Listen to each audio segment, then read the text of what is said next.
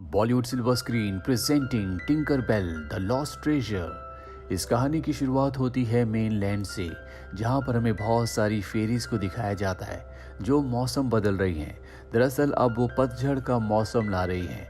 साथ ही वो यहाँ पर फूलों को और सब्जियों को पका रही होती हैं। यहीं पर टेरेंस नाम का एक फेरी डस्ट कीपर होता है। सभी फेरीज को उड़ने के लिए डस्ट की जरूरत है और टेरेंस का काम है कि वो डस्ट को फेरीज तक पहुंचाता है। टेरेंस अपना काम खत्म करने के बाद टिंकर बेल के पास जाता है जिसे वो पसंद करता है।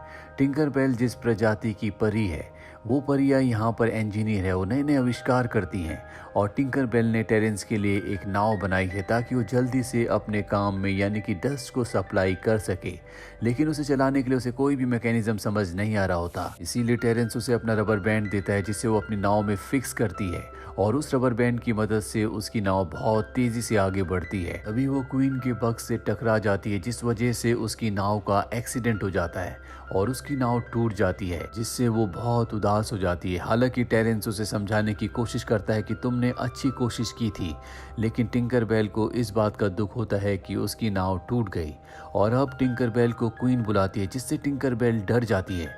उसे लगता है कि वो रानी के सबसे पसंदीदार बग से टकरा गई थी, इसी वजह से रानी ने उसे सजा देने के लिए बुलाया है। टिंकर बेल रानी के पास जाती है और कहती है कि मैं जानबूझकर आपके बग से नहीं टकराई, लेकिन रानी ने उसे यहाँ पर बग से टकराने के लिए या सजा देने के लिए नहीं बुलाया होता, बल्कि ऑटम यानी कि पतझड़ के मिनिस्टर से मिलने के लिए बुलाया होता है, जो टिंकर बेल को बताता है कि हर 8वें साल में मून की रोशनी जब मून स्टोन के ऊपर गिरती है तो ब्लू डस्ट अपीयर होती है, जो हमारे लिए बहुत जरूरी है क्योंकि इसी से हम पेड़ पौधों को हरा भरा करते हैं। और इस बार टिंकर बेल की ड्यूटी है कि उसे मून स्टोन के लिए एक सेप्टर बनाना होगा, क्योंकि हर एक स्टोन के लिए एक सेप्टर बनाया जाता है।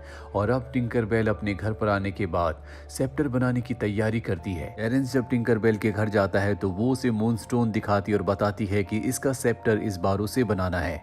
टेरेंस उसके लिए बहुत सारा सामान लाता है जिससे सेप्टर का ऊपरी भाग बना लेते हैं, लेकिन अभी भी मून स्टोन को उसमें फिक्स करने के लिए इन एक शार्प चीज की जरूरत है।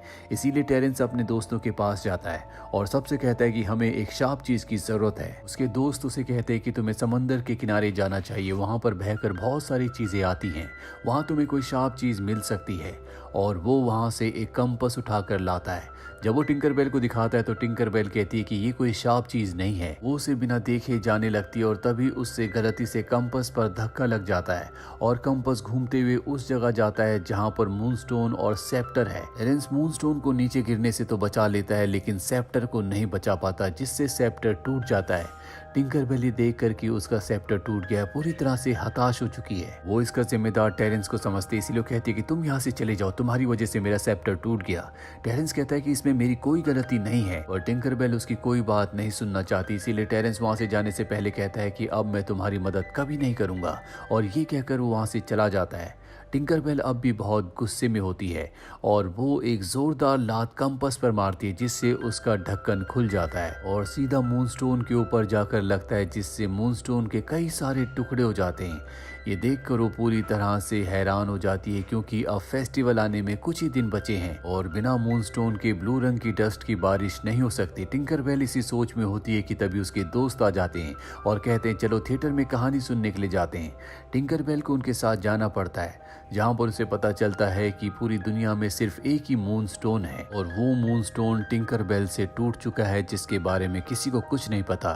अब यहाँ पर एक फेरी एक कहानी सुनाती है जिसमें बताती है कि आज से कई साल पहले नेवरलैंड में कुछ पायरेट्स आए थे जो खजाना लूटना चाहते थे। उन्होंने एक फेरी को पकड़कर खजाने के बारे में सब कुछ जान लिया, जिसके बाद उन्होंने खजाना लूटा, जहां पर उन्हें एक जादुई आईना भी मिला जिससे कोई भी 3 विशेष को पूरा कर सकता था। पायरेट्स ने जादुई आईने से 2 विशेष को मांग लिया, लेकिन इससे पहले कि वो तीसरी विश को भी मांगते, एक चट्टान से टकराकर उनका जहाज डूब गया, जिसमें सारे पायरेट्स मारे गए। जहाज आज भी नेवरलैंड में कहीं पर है, जिसके अंदर वो जादुई आईना है जिससे आज भी कोई भी अपनी एक विश को मांग सकता है। इसके बाद उस सबको एक पहेली बताती है और इसी पहेली के अंदर उस जहाज का पता होता है। टिंकर बेल अब तय करती है कि वो उस डूबे हुए जहाज को ढूंढेगी जिसमें जादुई आईना है, ताकि उस जादुई आईने से वो एक विश को मांगकर मूनस्टोन को पूरी तरह से पहले की तरह ठीक कर दे। अब वो घर आने के बाद पहेली के हिसाब से नक्शे को तैयार करती है और उसके मुताबिक जहाँ पर जहाज़ होना चाहिए वो बहुत दूर है।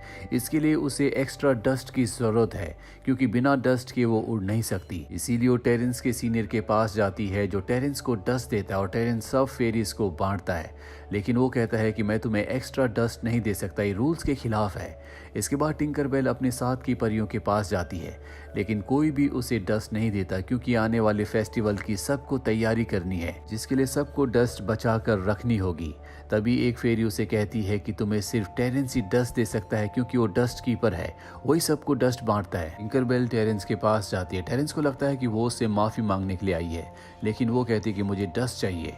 इस बात से टेरेंस को भी गुस्सा आ जाता है। वो कहता है कि ये नियमों के खिलाफ है, इसीलिए वो उसको डस्ट नहीं देता। अब टिंकरबेल जब हताश और नाराज होकर घर की तरफ जा रही होती है तभी वो एक कॉटन बॉल के ऊपर लात मारती है जो हवा में उड़ना शुरू हो जाती है और वो तय करती है कि वो यहाँ से नेवरलैंड तक उड़कर नहीं बल्कि बलून के सहारे जाएगी। वो एक बलून बनाती है और अब वो उस बलून से नेवरलैंड की तरफ निकल पड़ती है। रास्ते में घना जंगल आता है जहाँ पर उसके बलून के सामने बहुत सारे बग्स आ जाते हैं और तभी एक बग उसके बलून से टकरा कर उस जगह गिर जाता है जहाँ पर उसने सारा का सारा अपना खाने का सामान रखा होता है। टिंकरबेल को कुछ देर बाद भूख लगती है और जब वो देखती है तो उसका सारा का सारा खाना वो बग खा चुका होता है। इस बग का नाम ब्लेज होता है। टिंकरबेल एक बहुत ही काइंड फेरी है, इसीलिए वो इसे कुछ नहीं कहती। ब्लेज भी उससे दोस्ती कर लेता है और ये दोनों के दोनों अब नेवरलैंड तक पहुंच जाते हैं जहां पर टिंकरबेल ब्लेज से कहती है कि तुम्हें बलून की रक्षा करनी होगी।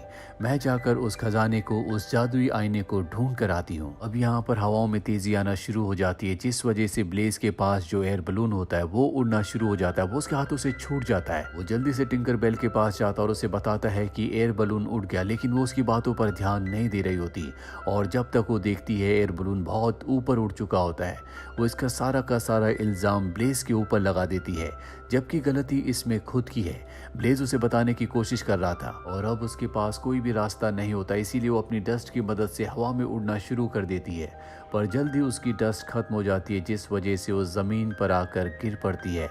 टिंकरबेल अब यहाँ पर फंस चुकी है, ना तो उसके पास बलून है और ना ही एयर डस्ट। गिरने की वजह से वो बेहोश हो गई थी, इसीलिए जब उसे होश आता है तो उसके सामने ब्लेज आता है जो कि अपने बहुत सारे दोस्तों के साथ उसके लिए खाने का सामान लाया होता है। ये देखकर टिंकरबेल को एहसास होता है कि ब्लेज की बलून उड़ने में कोई भी गलती नहीं थी और यहाँ ब्लेज के जितने भी दोस्त होते हैं उनकी मदद से वो उस तरफ बढ़ चलती है जहाँ पर उसके हिसाब से खजाना होना चाहिए।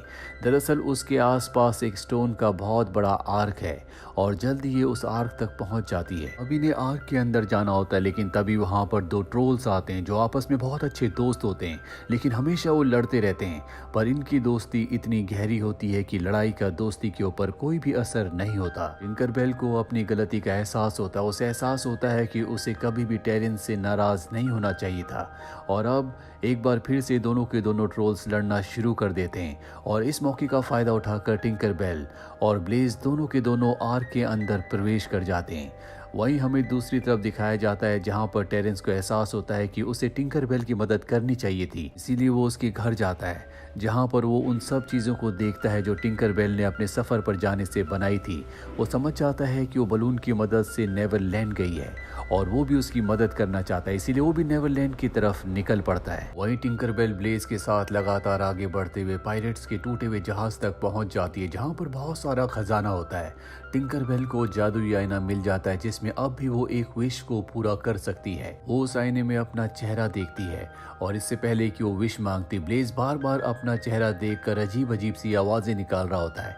टिंकरबेल कहती है काश तुम कुछ देर के लिए चुप हो जाते, और जैसे ही वो ऐसा कहती है जादुई आईना उसकी इस विश को पूरी कर देता है। ये आखिरी विश थी जो जादुई आईने से मांगी जा सकती थी। हालांकि ब्लेज तो अब चुप हो चुका है, लेकिन टिंकरबेल अब कोई भी विश नहीं मांग सकती, यानी कि वो मूनस्टोन को दोबारा से जोड़ नहीं सकती।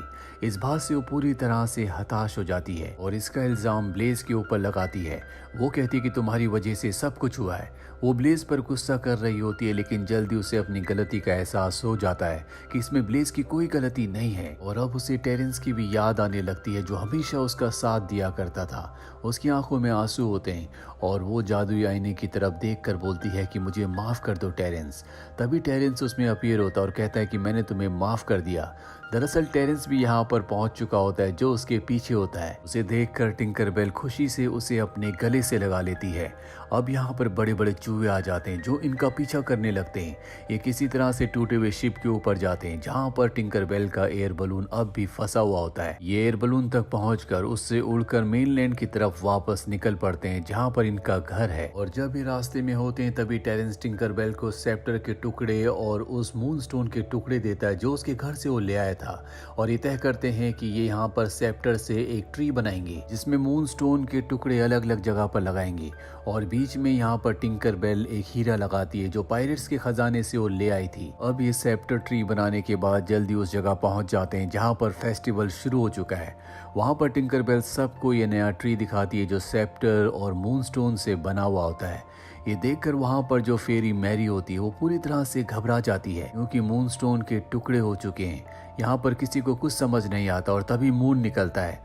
और जब मून की रोशनी बीच में लगे हुए हीरे पर पड़ती है तो मून की रोशनी का रिफ्लेक्शन हीरे की वजह से सभी मूनस्टोन्स के टुकड़ों पर जाकर गिरता है जिससे यहाँ पर ब्लू डस्ट की बारिश शुरू हो जाती है। और आज से पहले कभी भी इतनी ब्लू डस्ट नहीं गिरी। टेरेंस का सीनियर जो टेरेंस को ब्लू डस्ट देता है वो भी इतनी सारी डस्ट देखकर खुश हो जाता है। यहाँ पर जो रानी होती है वो टिंकरबेल, टेरेंस और उनके साथी ब्लेज को उनके इस नायाब काम के लिए शाबाशी देती है और कहती है कि इस दिन को हमेशा याद रखा जाएगा क्योंकि आज से पहले कभी भी इतनी ब्लू डस्ट नहीं गिरी। टिंकरबेल की इस कहानी से हमें सीख मिलती है कि किसी भी गलत काम के लिए हमें दूसरों को ब्लेम नहीं करना चाहिए बल्कि उसमें अपनी गलती को भी देखना चाहिए। दोस्तों में आपस में मनमुटाव, लड़ाई झगड़े होते हैं, इसका मतलब ये नहीं कि हम हमेशा सही और दूसरे हमेशा गलत होते हैं। तो ये थी पूरी कहानी फिल्म टिंकरबेल द लॉस्ट ट्रेजर की। उम्मीद करते हैं कि ये कहानी आपको पसंद आई होगी।